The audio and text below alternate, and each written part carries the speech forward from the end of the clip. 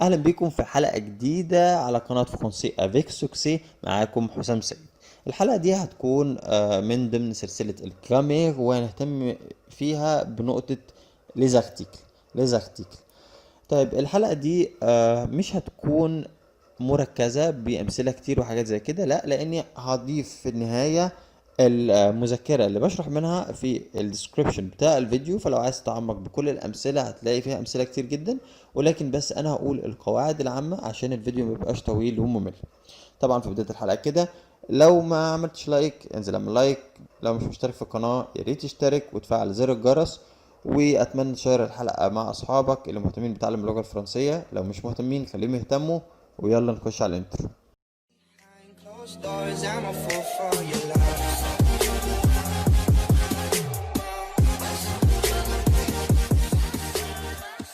طيب العنوان الدرس ليزارتيكل. ليزارتيكل معناها الادوات، والادوات في اللغه الفرنسيه بتتقسم لنوعين عكس اللغه العربيه اللي فيه منها نوع واحد بس. النوع الاولاني اللي هي ليزارتيكل ديفيني. ليزارتيكل ديفيني اللي هو معناها ادوات التعريف، ودي عندنا في اللغه العربيه بتساوي الالف واللام ال، وبتساوي في اللغه الانجليزيه ذا. وعندنا منهم ثلاثة: لو للمذكر المفرد، لا للمؤنث المفرد، ولي للجمع بنوعيهما. طيب المذكر المفرد زي لو جارسون معناها الولد، لا في ومعناها البنت، ولي جارسون معناها الأولاد. ممكن برضو نقول لي في عادي، أو لي وأي كلمة تانية عشان تبقى ما تتجمع يعني، أو لي وأي كلمة تانية عشان نجمعها. طيب عندنا النوع الثاني اللي هو مش موجود في اللغة العربية لكن موجود في اللغة الإنجليزية، اللي هي les articles indéfinis. les articles indéfinis وديت معناها أدوات التنكير.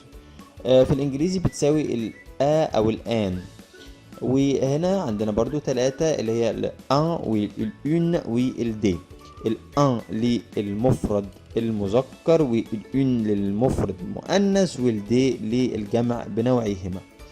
يبقى ال un وال une وال des. زي عندنا un homme و une femme وعندنا des hommes. طيب رجل، سيدة، ورجال.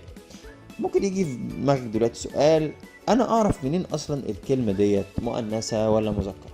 والموضوع بسيط ان شاء الله. قاعدة عامة: الكلمات اللي بتنتهي بحرف ساكن بتكون اغلبها مذكرة ما عدا بعض الاستثناءات، والكلمات اللي بتنتهي بحرف متحرك اللي هو تحديدا حرف الاو ديت بتكون اغلبها مؤنثة. تمام؟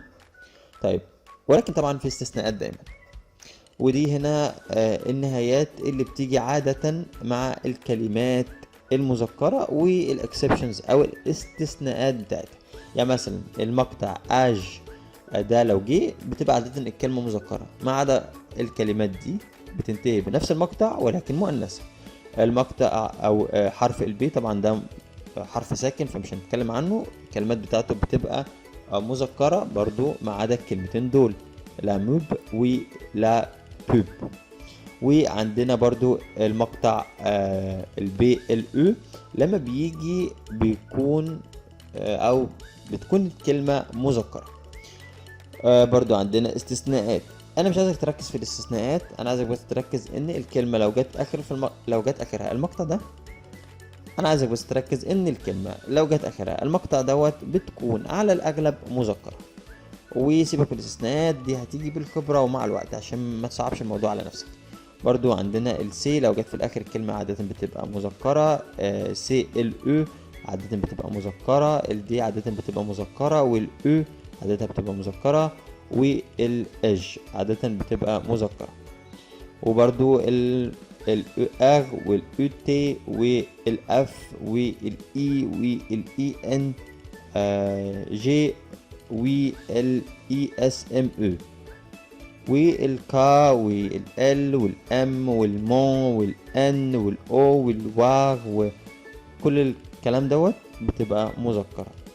باكد تاني ان انا هسيب المذكرة ديت في الديسكريبشن بتاعت الفيديو عشان اللي طبعا انا بشرح بسرعة، ولكن عشان دي حاجات معتمدة على الحفظ اكتر من اني اقولها. ولكن انا جمعتها في المذكرة عشان تراجع وتبص عليها.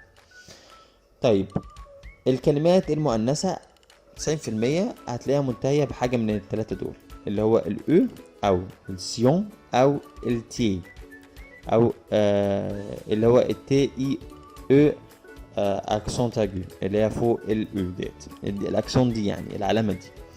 في برضو مقاطع تانية لو جت تقدر تعرف منها إن الكلمة دي مؤنثة، ولكن أغلبها مقاطع بتنتهي بحرف الأو، فعشان كده أنا قلت لو الكلمة آخرها أو بتبقى عادة مؤنثة زي ما احنا شايفين كده.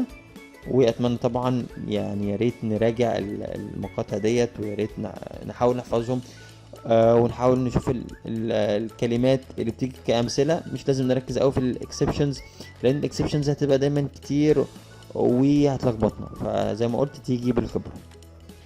وطبعا برضو دي مقاطع تانية كتير جدا، وديت exercises اتمنى برضو هتتحل، وان شاء الله في الحلقه اللي جايه هنحلها. الاكسرسايز دي عباره عن شويه كلام بسيط جدا، تقدر تدور على جوجل الكلمه دي بتاخد مؤنث او مذكر، وبرضه تقدر تجيبها عن طريق لو ذاكرت الدرس ده كويس، لان النهايات بتاعتهم بتبقى نهايات واضحه، الكلمات دي مش اكسبشنز لحاجه، فبالتالي هتعتمد على النهايه، هتقدر تعرف الكلمه دي اخرها بتدل على ان هي مؤنث ولا مذكر.